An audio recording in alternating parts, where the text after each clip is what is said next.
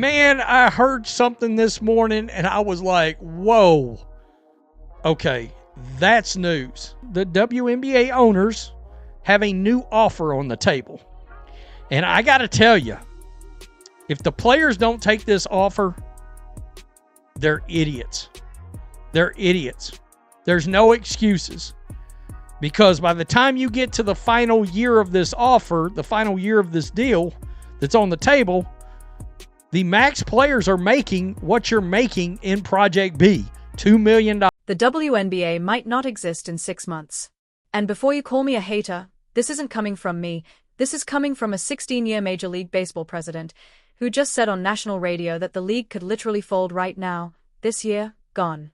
David Sampson, former Miami Marlins president, 16 years running a professional sports franchise, currently hosts a business show with the former CEO of ESPN. This guy knows money, he knows sports business, and he just dropped a bomb that nobody in the mainstream media wants to talk about. The WNBA owners are ready to pull the plug. And you know what the craziest part is? The players just voted to authorize a strike.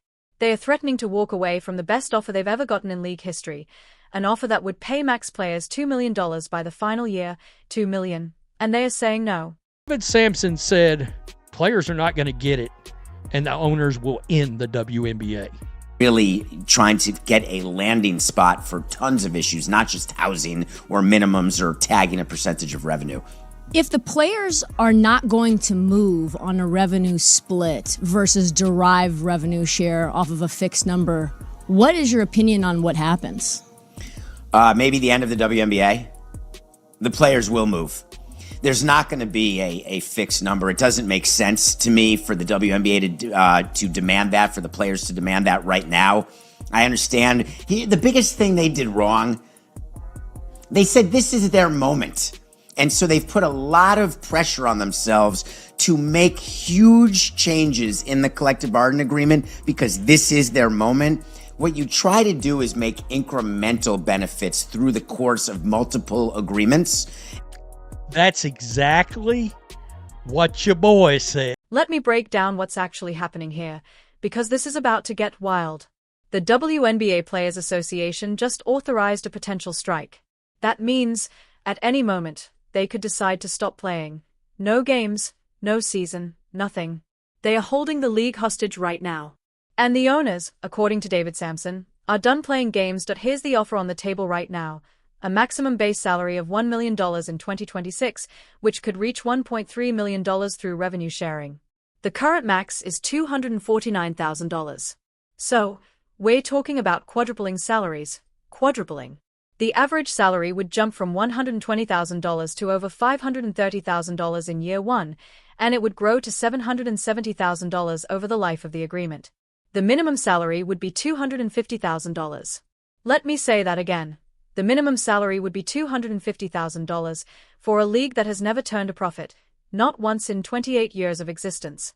The NBA has subsidized this league to the tune of tens of millions of dollars every single year. And now the players are threatening to strike because this offer isn't good enough. David Sampson said something on the Dan LeBaited show that should terrify every WNBA player. He said, if the players keep pushing for NBA-style revenue sharing, the league will end. Not maybe, not possibly. The WNBA will end. Those were his exact words. And he's not some random talking head. This is a guy who ran a professional sports franchise for 16 years. Here's where it gets even more insane. The players are demanding full revenue sharing, like the NBA has. In the NBA, players get 50% of basketball-related income, a 50-50 split with the owners. Sounds fair, right? Except here's the problem. The NBA makes $10 billion a year. The WNBA loses money every single year. You can't split revenue that doesn't exist.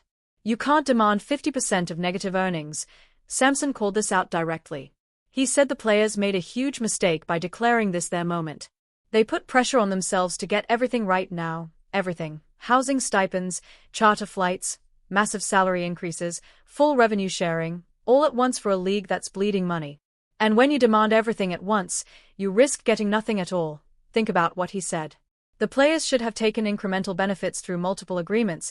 Get your salary increase now, lock it in, then come back in 3 years after the owners have actually made money from the new media rights deal and negotiate again. That's how smart unions operate, That's how the NBA players did it: baby steps, compound growth. But the WNBA players want to skip straight to the finish line, and here's why: the owners are fed up. According to Sampson, the owners want to be paid back for all the money they've lost over the years, 28 years of losses, hundreds of millions of dollars. The NBA owners, who also own WNBA teams, have been subsidizing this league since 1997. They've been patient. They've been supportive. They brought in a massive new media rights deal. They increased investment. And now, the players are threatening to strike. Let me tell you what's really at stake here: Project B, unrivaled, alternative leagues. Every single WNBA player is essentially a free agent right now. If there's no collective bargaining agreement, they can go anywhere. And there are investors out there with deep pockets who would love to start a competing league. Sampson specifically mentioned this. He said, if you wanted to start a league to compete with the WNBA, this is the perfect time. Well-capitalized investors could poach every star player and create their own league. And you know what happens then? The WNBA dies. Not because of sexism, not because of lack of support. It dies because the players got greedy and killed their own league. Adam Silver in the NBA would wash his hands of it and move on. 28 years of building a league gone because the players couldn't accept a deal that would quadruple their salaries. Now, here's where it gets really real.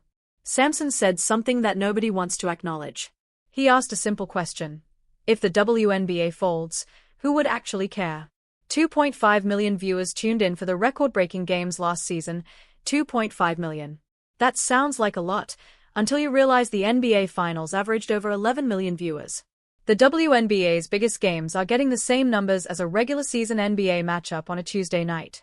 Sampson's point was brutal but accurate. Unpopular? To who? If the WNBA disappeared tomorrow, would mainstream America even notice? Would it trend on social media for more than a day, or would it just become another footnote in sports history? Compare that to the current situation. Right now, max players make $249,000. Some players have to work side jobs in the off-season.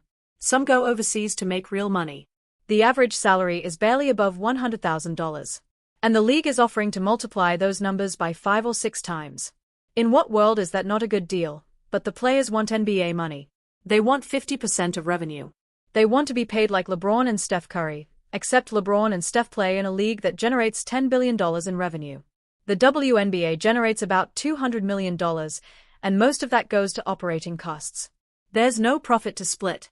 There's no massive revenue pool to tap into. It's just not there. Here's what nobody wants to say out loud. The WNBA is a charity project. It always has been.